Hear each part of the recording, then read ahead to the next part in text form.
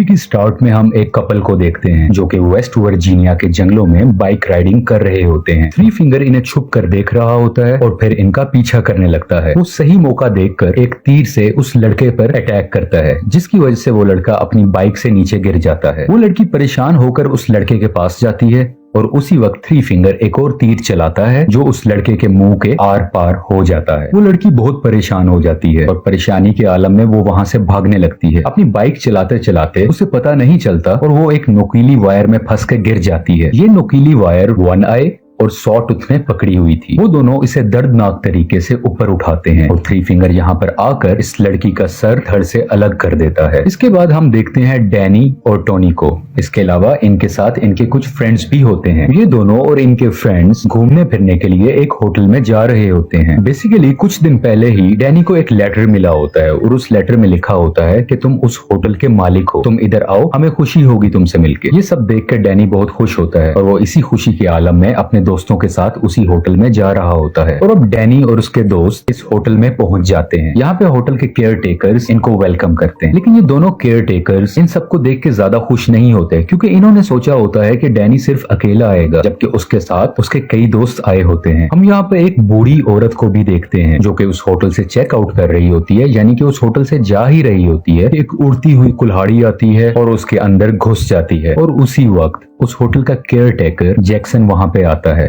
और उस बूढ़ी औरत की गर्दन को पकड़कर मरोड़ देता है, जिससे वो औरत मर जाती है। और इस होटल में चेकआउट होने का ये अंदाज काफी डिफरेंट है, यानी कि होटल में जो भी चेकआउट होना चाह रहा है, वापस जाना चाह रहा है, उसके पास मरने के अलावा और कोई ऑप्शन नहीं होती। दूसरी तरफ डैनी और उसके सब दोस्त उस होटल की एंटीक चीजें देखकर हैरान हो रहे थे, क्योंकि वो चीजें बहुत महंगी थी और वो खुश भी थे कि ये सब चीजें डैनी की होने वाली हैं। रात का वक्त आ जाता है और उस होटल का केयर टेकर जैक्सन जंगल की तरफ जा रहा होता है। यहाँ पर वो इन तीनों भाइयों से मिलता है और उनको समझाता है कि तुम्हें उस बूढ़ी औरत को ऐसे नहीं मारना चाहिए था। और उसके अलावा हमें यही भी पता चलता है कि ये तीनों भाई और जैक्सन आपस में सिबलिंग्स हैं, यानी कि ये सारे भाई हैं। और इसके अलावा वो जो दूसरी केयर टेकर थी वो भी इनकी बहन होती है। अगली सुबह डैनी की क्लोज फ्रेंड होटल में जा रही होती है कि उसकी नजर जैक्सन पे पड़ती है, जो कि एक जगह पर खून साफ कर रहा था। बेसिकली ये वही जगह थी जहाँ पर उस बूढ़ी औरत को मारा गया था, लेकिन वो जल्दी से बगैर कुछ समझे वहाँ से चली जाती है। उन दोस्तों में कुछ दोस्त शॉपिंग के सिलसिले में मार्केट आए होते हैं और वहां पर उनकी नजर एक बोर्ड पर पड़ती है जहां पे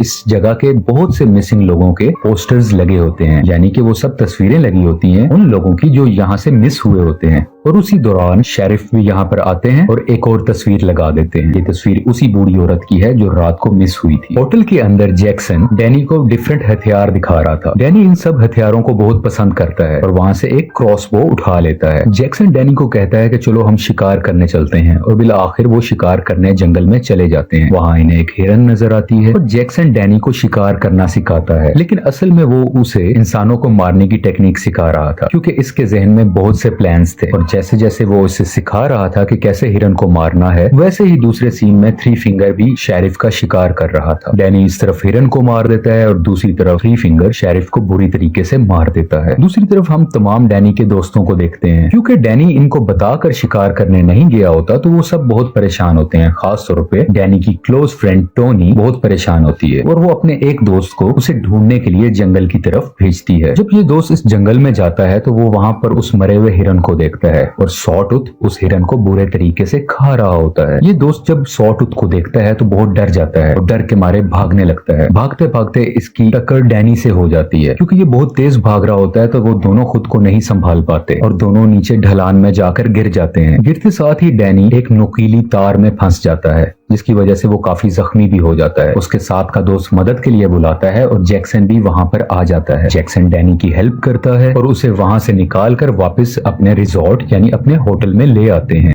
इस होटल की सेकंड केयर टेकर जो कि लड़की है वो डैनी का खून साफ करती है। वो उसका ख्याल करती है, उसको मेडिसिन लगाती है और उसी दौरान डैनी की क्लोज फ्रेंड टोनी भी उस रूम में आ जाती है और वो केयर टेकर सैली वहां से चली जाती है। अगली सुबह डैनी वॉशरूम में होता है और वो अपनी सारी दवाइयां फ्लश कर देता है। बेसिकली डैनी हाइपरटेंशन का मरीज था, यानी कि उसे बिला वजह टेंशन हुआ करती थी और वो इसी मकसद के लिए दवाइयां लिया करता था। लेकिन पिछले दिन ही उसने हिरन का शिकार किया था और आज उसने अपनी सारी दवाइयां फेंक दी, यानी कि उसको किसी की जान लेने में बहुत मजा आया। ये एक्सपीरियंस आज से पहले उसने कभी फेस नहीं किया था और अब शायद इसे दवाइयों की जरूरत नहीं होने वाली। खाने के वक्त वो अपने दोस्तों को बताता है कि अब मुझे ये रिजॉर्ट, ये होटल पसंद आने लगा है और मैं अब यहीं रुकूंगा और इस होटल को मैं चलाऊंगा, इसकी केयर टेक करूंगा। लेकिन बाकी सब लोग यहाँ नहीं रुकना चाहते थे और वो वापस जाना चाहते हैं। डैनी के दोस्तों में 2 दोस्त ऐसे थे जो बहुत लालची थे। अब इन्हें पता था इस होटल में बहुत से एंटीक्स हैं, बहुत सी महंगी चीजें, तो उन चीजों को चुराने लग जाते हैं। इसी तरह और चीजों की तलाश में वो इधर उधर फिरते रहते हैं और बिल आखिर वो एक सीक्रेट जगह पर जाते हैं जो कि एक बेसमेंट की तरफ खुलता है। मुख्तलिफ कीमती चीजों की तलाश में ये बेसमेंट में चले जाते हैं जहाँ एक बहुत बड़ा एंशिएंट स्पा बना होता है। ये दोनों अभी इधर ही होते हैं कि उस होटल की दूसरी केयरटेकर जो कि लड़की है, यानी कि सैली, इन दोनों को वहाँ पर देख लेती है और उसी की कुछ देर बाद वो तीनों भाई भी वहाँ पर आ जाते हैं और उस लड़के के सर पर मारकर उसे नीचे गिरा दिया जाता है और ये तीनों भाई इस रूम में मौजूद लड़की के हाथ और पांव उखाड़ देते हैं, जिसकी वजह से वो लड़की बुरे तरीके से मारी जाती है और ये इस लड़के को भी मारने लगते हैं। लेकिन उसी वक्त सैली उसको रोक देती है और वो इन तीनों भाइयों को कहती है कि तुम लोग यहाँ से चले जाओ। सैली उस लड़के को अपने रूम में ले जाकर उसके मुंह पर कपड़ा डाल देती है और उसका दम घोटकर उसको वहाँ पर मार देती है। दूसरी तरफ डैनी के अंदर बहुत सी चेंजेस आ रही थी। एक तो वो दवाइयां लेना छोड़ चुका था और अब वो बहुत खुश रहने लगा था, जबकि पहले ऐसा बिल्कुल भी नहीं था। ये इसकी मुलाकात उन्हीं दोनों केयरटेकर बहन भाई से होती है। केयरटेकर जैक्सन कहता है कि मैं तुम्हें अपने बाकी फैमिली मेंबर से मिलवाना चाहता हूँ और डैनी इसके लिए तैयार भी हो जाता है। दोनों होटल केयरटेकर्स उसे जंगल में एक छोटे से गाँव की तरफ लेके जाते हैं जहाँ पर बहुत ज्यादा डिफॉर्म लोग बैठे होते हैं। ये सब डिफॉर्म लोग डैनी की ही फैमिली थी। ये दोनों केयरटेकर डैनी को एक ड्रग देते हैं और सारी बात डिटेल से समझाने लगते हैं कि ये सब डिफॉर्म लोग प्योर ब्लड नहीं है क्योंकि इनके एंसेस्टर्स किसी दूसरी फैमिली से थे और डैनी, तुम और सैली, तुम दोनों प्योर ब्लड हो और जब तुम्हारी शादी हो जाएगी और जब तुम्हारी फ्यूचर जनरेशन आएगी वो बिल्कुल प्योर होगी, बिल्कुल 3 फिंगर की तरह। यानी कि ये इन दोनों की शादी करवा कर 3 फिंगर की तरह और उसके भाइयों की तरह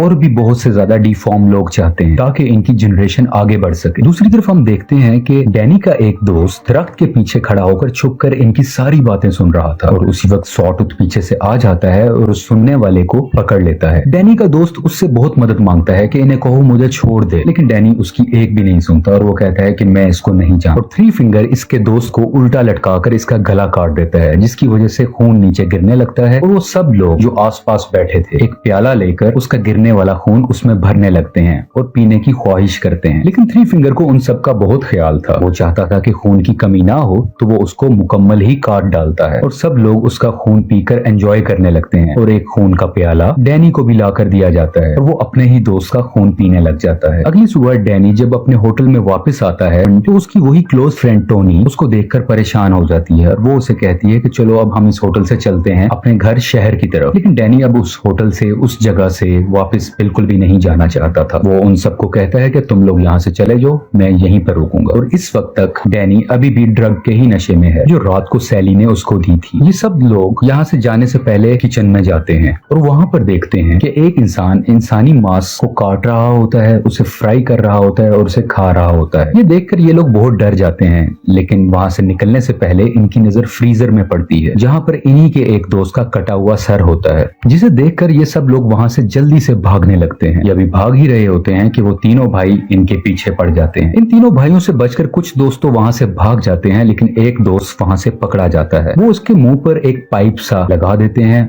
और उसके अंदर पानी भरने लगते हैं। इतना पानी भरा जाता है कि पानी के प्रेशर से उसका पेट ही फट जाता है। अब हम दूसरे दोस्त को देखते हैं जो कि पहले तो 3 फिंगर और उसके भाइयों से बचकर भाग चुका था, लेकिन भागते हुए वो एक बियर ट्रैप में उसका पांव फंस जाता है और वो वहीं पर गिर जाता है। वो अब कहीं नहीं भाग सकता क्योंकि वो फंस चुका होता है और वो तीनों भाई उसको भी पकड़ लेते हैं और उसके सर पर मारकर उसे भी हमेशा के लिए खत्म कर देते हैं। डैनी की क्लोज फ्रेंड टोनी जो कि डैनी को ढूंढ रही होती है, वो वहां से एक गन उठाकर डैनी को ढूंढने लगती है। वो उसी बेसमेंट के स्पा में पहुंच जाती है जहां पर उसे सैली नजर आती है और यहाँ पर इन दोनों की आपस में काफी लड़ाई होती है। बिल आखिर टोनी उस केयर टेकर का मुंह पानी में डाल देती है और अपनी गन उठाकर उसको शूट कर देती है और उसी वक्त डैनी भी वहां पर आ जाता है और अपनी फ्रेंड से सबसे पहले गन छीन लेता है और गोली लगी हुई केयर टेकर यानी कि सैली को जाकर चेक करता है कि उसको क्या हुआ, वो जिंदा है या मर गई। और डैनी अपनी क्लोज फ्रेंड टोनी को कहता है कि यहाँ से तुम भाग जाओ। जब टोनी वहां से भाग रही होती है तो उसी होटल का दूसरा केयर टेकर जो कि जैक्सन है वो उसका पीछा करने लगता है और इन दोनों में आपस में लड़ाई होती है और बिल आखिर टोनी एक चाबी की मदद से उसकी आंखें फोड़ देती है और इतना जालिम तरीके से मारती है कि जैक्सन भी वहां पे मारा जाता है। इससे पहले कि टोनी वहां से भागती, अपनी जान बचाती, डैनी वहां पर आ जाता है और अपनी ही क्लोज फ्रेंड टोनी पर गन तान देता है, जिसका ये मतलब है कि डैनी नहीं चाहता कि अब टोनी जिंदा बचे, क्योंकि वो